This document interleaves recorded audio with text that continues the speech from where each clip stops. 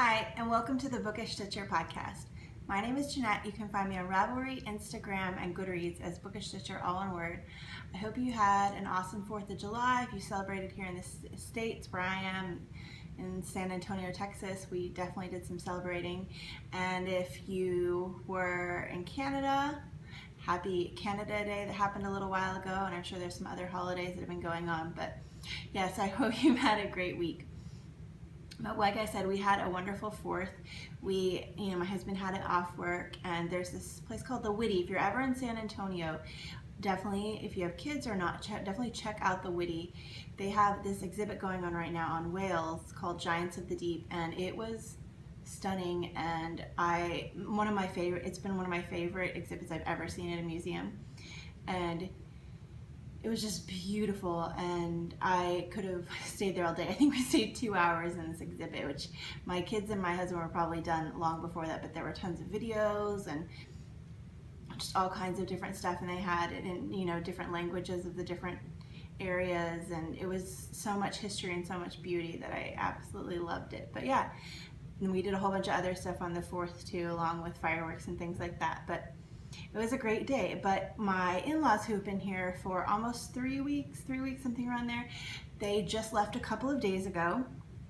And so there's not a ton of knitting, but there is a lot of spinning because it is Tour de Fleece. And so this is a mostly spinning update. And if you see that I'm taller in the frame today, I'm actually sitting on a pillow. Short people problems, hashtag short people problems, because yeah, I always felt really low in the frame, so I'm trying to put myself up higher in the frame, and pillow is what I had to work with.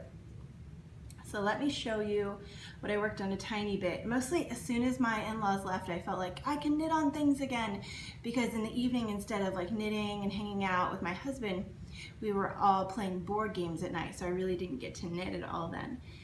And so I just kept grabbing. I think I had 7 different random projects that I was picking up. I knit some on my Lily Pilly, on my Paloma, I knit some on my raindrops, I knit some on my river, just all over the place. So this is my Ashburn, and this actually saw some negative knitting recently because, as I've talked about in the podcast before, I can do intricate cables, lace, colorwork knitting, and I can do very simple knitting. I cannot do very simple pattern knitting. I just mess it up. So last time you saw this, I just started this white section. I haven't moved the marker up, but this white section is just a simple knit one, slip one, and then you kind of, after you get to the next part, you do kind of like slip one, knit one. So it's just kind of the reverse, right? But I keep messing it up, and I noticed a drop stitch, and so I like took it down several rows and knit those rows back, and because it was down here a ways where the drop stitch was, and so I had to rip all those rows out and re-knit it. And since then, I have decided that I'm not going to worry about it looking perfect in the slip stitch section, because it is white and because the overall effect is the same whether or not I get it perfect or not. I'm not going to mess with ripping back every single time, because I was messing it up once or twice in an 8 pattern repeat. I'd have to go back. So this is just going to have some different times where it's like knit, knit, slip or something like that, because I don't want to mess with it. I just want to get past the slip stitches section, because that section and my brain are not working well together. And then, like I said, I have fiber fluff flying around everywhere, but then I worked on a whole bunch of other stuff, and I just started this yesterday because the read along is right now in July that we're doing, and I wanted to be knitting something for the read along.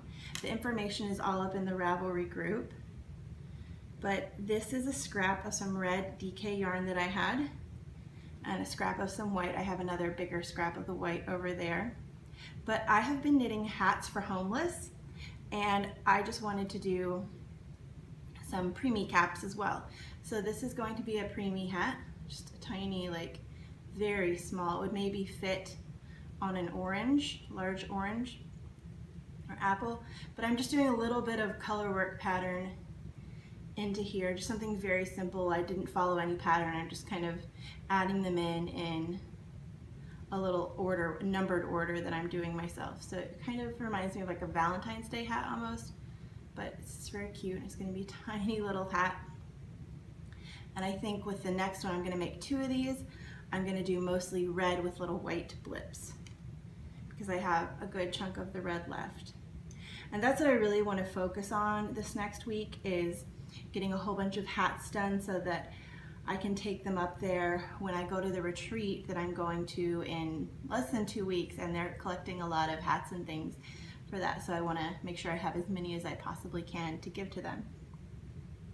But I'm having some, I found this at the grocery store earlier this week. It's Flying Cauldron butterscotch beer. I was reading Harry Potter earlier, so this seemed applicable, but I've read the Harry Potter books before, but we got my son the illustrated, the gorgeous like ones. They only have the first 2 out illustrated, I believe, but we got those for him a little while ago, and I'd always told myself I want to read these and see the illustration, so I just recently started doing that, and I was like, okay, it'd be the perfect afternoon of reading some Harry Potter and having a butterscotch Flying Cauldron thing. My husband and my son have all been sharing this with me, so I'm gonna make sure I leave a whole bunch for them. But it is really good. It tastes like I remember from Harry Potter World at Universal Studios, their butterbeer. And then next, the main part of what I've been doing is spinning. So I've been trying, because it's Tour de Fleece, I've been trying to spin an hour a day. I don't think I spun an hour the very first day because it was just so busy. But then the days since then, I've made sure, even if it was like 10 minutes 6 times a day or 4 15-minute chunks of the day, I'm trying to make sure I spend an hour a day. So the first thing that I finished, I spun this on Saturday, the first day of the tour, and then Sunday, and then Monday I finished it up. This is the loop bump, and somebody was saying, I think it was Monday Bread maybe on Instagram, that they had a loop bump that had been on their wheel forever, and if that was the only thing that they accomplished during the tour, they would be happy. And that's kind of how I'm feeling right now, Monday Bread, because yeah, I'm so glad that this is done. It's been on the wheel for months and months, and as you can see, this is a packed bobbin, and this is why this took so long. It has gone over the edge. Now, you're not going to be able to see the colors because they're so dark, but it's mainly, I believe, at the bottom, and you can't even see on the side. Some people have with their, this is an Acreworks bobbin, some people have with their bobbins, they can show like a side picture and you see these beautiful colors, but I have never had it line up like that for me. But at the very inside is this very light turquoise, and then it kind of bridges out to a darker turquoise, to a navy blue, and then to a purple at the end. And I believe this one was called Purple Rain, and it was a loop bump of 4.5, 4.6 ounces. So that's why it kind of took up the whole thing, because my bobbin is really not designed for that. But it was a Merino Stellina blend that I got. I think it was the only loop bump I purchased at a festival at that one time I went to Rhinebeck years ago. Or maybe it was one that I got online. I've had 2 loop bumps, and this is my last one. And so when that was finished, I pulled out this, which is some Rin and Ollie. And this is also some very old fiber, but I was wonderfully surprised and so happy with how this held up. Normally, if my fiber has been in my stash for a while, it's not as fun to, like this one is a little bit like harder to spin. But this one, it's been the stash for a much longer time than most of my other fibers, and it still drafted so nicely. It was still so soft, and of course it's a little bit pricier, I believe, because it's coming from Australia, and this had 3.5 ounces, so you can see there's still a lot left on the bobbin, so it's a little bit less. But I love this, and it was the perfect 4th of July spin because it started off, I posted a picture on Instagram, but it started off as a navy, and it was a bump, kind of like the loop, basically like the loop, but it went navy in the middle to an orangey red, reddish orange, to a turquoise, to a white. And so on Tuesday, I started spinning after we got back and had finished with everything. And before the fireworks, I started spinning the navy, and then on Wednesday I spun the orangey part, like a blood orange almost, and then on Thursday I spun the turquoise, And on Friday, I finished up the weight. So that is one of my ones done. So I had a goal of finishing up this, and then I think I had 4 more braids. So one's on the wheel right now, and it's a quarter of the way done. This one was finished.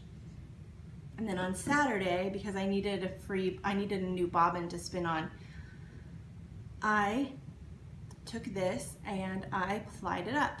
And this was on my 3rd Acre Works bobbin, and this is some Noro pencil roving that I spun early this year that's been sitting on the bobbin forever. And so it's all day Saturday, well, my spinning time Saturday. I normally allow myself an hour a day to spin, but this took a little bit over that. But I applied this, and it's still not soft. It hasn't gotten its bath yet, but the colors make me think I know what it's going to be. I know what I'm going to knit with it. I'm going to knit, I believe it's Susan Claudino has a pattern of a whale, and I think I'm going to knit a little whale out of my hand spun, because the colors are these pinks and navies and grayish browns, and I think it'll make a really cute little whale. And it's 170 yards of a worsted weight, so it's perfect. And having just visited that whale exhibit at the Whitty, I'm really loving whales right now. I actually have a whale mug from the exhibit that I got that is just beautiful. I should have brought it to show you. And so that is all the spinning. The thing that I have on my wheel currently is a braid of Three Waters Farm, the one that last week when I was showing it, I was like, I think I was supposed to spin this for somebody. And I don't know how long ago or anything, so if it was you that I was supposed to spin that for, please write me a message and yell at me and say, you were supposed to spin that for me 5 years, not 5, I haven't had the podcast that long, but a year ago, so I can give it to you when I finish spinning it, because like I said, I'm about a quarter of a way through that. And it's an older braid, so I definitely broke it up into little balls of pencil roving to make the drafting easier, and it's spinning really nice and thin. Because of that, my son actually helped me pull off the strips and roll it into little balls. So he was very sweet. But it's almost like sleep fairy dust has been put over my whole house right now. I'm a little bit tired, but my son was at a slumber party last night and he did not go to sleep. And so every time we turn around today, he keeps falling over, like on the couch or wherever he is, just falling asleep. And my poor friend that had all the kids over there, she's going to be so tired today. I almost brought her coffee when I was picking up the kids, or picking up my son, but yeah, I went over there and they were all, it was late in the morning and the time where she had told us to come pick them up, but they were all like, she was still asleep and my son was the only one up of all the kids. So he just has boundless energy. And yeah, looking forward to spinning some more today on that Three Waters Farm. As far as enabling goes, I don't have any enabling to show. I haven't gotten anything in this past week, and I probably won't get anything till the next retreat I go to. Then I, will have some stuff to show you. I've been calculating on a dry erase board my skeins in versus skeins out. I think for the month of June I had 2 skeins in from the Houston Fiber Fest and like 9 skeins out. So I definitely have the deficit there to where I can go and get more skeins the next retreat I go to. And I'm excited about that because it's SSK is the Retreat Super Summer Knit Together. I don't know if I mentioned that. But I haven't gotten to go to this retreat in almost 2 years. And these are a lot of really good friends that I only get to see at this retreat. So I'm very excited. And originally it was going to work out perfectly because one of the teachers that was going to be there was very, I guess, possibly famous, I would say famous in the world, at least of the fiber world. I think most people that spin know him. But he was going to be there teaching color theory classes, and I was like, this is perfect. I can go and I can take a class from him on color theory and I can use it for my yarn business, and I can also use that because it's like a continuing education thing or whatnot with my yarn business, because it is applicable to what I do for work. I can use this as like a write-off on taxes going to this retreat because I'm learning something for that. But sadly, there are some family emergencies, and so he's not able to come teach. So there goes my good thing on that. But I'm still really excited to go sit and hang out with friends and learn from some other fantastic teachers that they have there, and maybe someday I will probably hopefully try to make some connections within the market and find out about good places to vend and stuff like that, so it'll still help my yarn business grow and things like that. And speaking of the yarn business, there is yarn in the Open Skies yarn on Etsy. I just put one skein up in the clearance section today, so if you want to go check that out, it's a beautiful bluish green. And I'm hoping to get back to the dye pots this week. It's just been really busy with having family in for so long, and now since I am an introvert, when they left I just have been kind of taking a lot of downtime to kind of get back to my happy place of just quiet. And I've been so excited to be able to knit again. It was just so much fun to jump from project to project. So yeah, that's everything for the enabling that I don't have. But then in group news, there's some stuff going on in the Ravelry group with Tour de Fleece and with the Read Along and the different summer cal for the Whippet and different giveaways. I'm not going to talk about every single one individually for a long time, because you can go check them all out in the BookishStitcher podcast on Ravelry if you'd like to. And I haven't been on there in forever, like I said, because we had visitors, but I'm really looking forward to catching up and chatting with a lot of you this week and replying to messages and everything. So that's going to be just a really big, like, fun spot in my week that I'm looking forward to. And then as far as the book, I didn't get a lot of knitting done while my in-laws were here, but I did get a lot of reading done because my son, since it's summertime, we do have this thing of we have to read for a certain number of minutes every day. And so we, would all sit kind of as a family and have reading time. And so a book that I just recently finished a couple of days ago, I believe, maybe Friday, I'm going to get the date wrong, it's possibly Friday, but is Wives and Daughters by Elizabeth Gaskell. And I don't have a hard copy here or anything to show you because I read it on my Kindle, my wonderful Kindle that I got. It's a second generation. I got it forever ago, like 9 years ago, and it's still going strong, and I love that thing. But I bought a little while ago Elizabeth Gaskell's Complete Collected Life Works, and I think it was like 99 cents. But I've been reading through that this year, and it's really interesting to see an author's progression. And she, of course, is definitely a classics writer, and just beautiful, beautiful language. And she wrote North and South. If any of you, that probably, if anybody was going to be familiar with her work, that would be the one that they would know. But Wives and Daughters was just so good, and almost the last half of the book I read in under 24 hours, and it's almost a 700, 800 page book because it's just huge. There's so much going on, but I read it so quickly because I just got engrossed in it. And so the premise of the story is there's this girl named Molly, and her mother dies when she's young, and she's raised by her father, who is a doctor.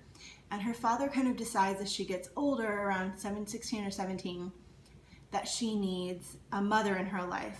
And so he tries to go, and he eventually meets this woman who's very pretty and very vain, and he marries her. And she's one of those characters I don't normally like to read about, but Gaskell did this so well that I enjoyed it. But she's one of those characters, the stepmother. She makes you want to pull your hair out. You just I couldn't stand her. She was so passively aggressive and manipulative. She was just so nitpicky, and I guess as a lot of people who are super vain and superficial, she couldn't see the good things in her stepdaughter Molly, and there were so many wonderful good things. She was just very nitpicky, but to anybody who came around, she was always saying, oh, how much she loved her and how great she was always talking herself up like, I'm a wonderful stepmother. And then she has a daughter, the stepmother has a daughter named Cynthia, and Cynthia comes to live with them, and Cynthia is also a very beautiful girl, and vain, but not as passive-aggressive as her mother, more forthright. But she just is like, and this isn't the word that the book uses except in one instance, but she's like the biggest flirt. Every guy that meets her, she pays them such special attention that they think that she's in love with them, and they propose. So all these guys keep proposing to her, and she kind of ruins stuff for Molly throughout because she's always so willing to just bend over backwards to make every guy, she wants every guy that she encounters to like her. She wants everyone to love and adore her. And she will admit that. She knows that in the book. But Molly, because while all this is happening with the father, you know, trying to find a stepmother and all the arrangements of marriage, she often goes to visit family friends, like her mother's friends or some of the doctor's friends, and she ends up going to this one house where the two sons are away at college and the mother is an invalid, and she goes and stays with the mother there for a while and kind of becomes like a surrogate daughter, and they just love having her there so much. And there's some little intrigues and romance and stuff like that that goes on.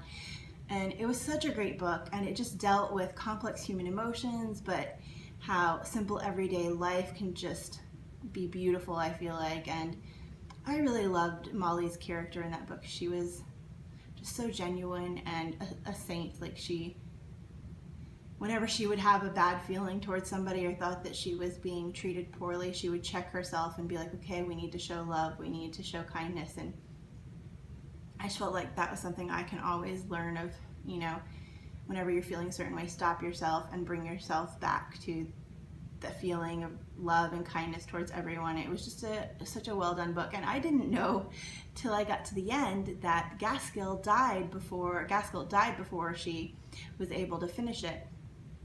And so I was a little bit bummed because it kind of left it hanging, but the publisher said, okay, well, we know this would have happened if she had survived to finish the book. But yeah, I had no idea that Gaskell had died relatively young, middle-aged, but it was a great book. And even though the ending is incomplete by 2 or 3 chapters, I would still say definitely read it if you enjoy classics.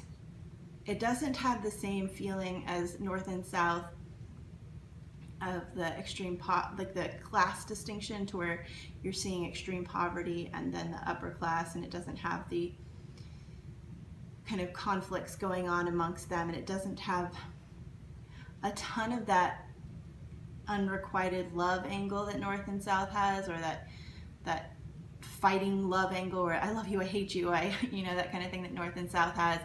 But it's very good in a different way, and it's definitely has Gaskell's wonderful grasp of the English language, which is just beautiful. And I often, if I haven't read a classic in a while, I will crave it and I will need to go and read a classic. So it's just been wonderful this year working my way through all of her novels and things that she's written. But yeah, I could go on and on about that book, as you can probably see. But I better go and get to some more spinning for Tour de Fleece. And so everybody who's on the team, because we have a BookishStitcher podcast Tour de Fleece team, I hope that your spinning is going really well.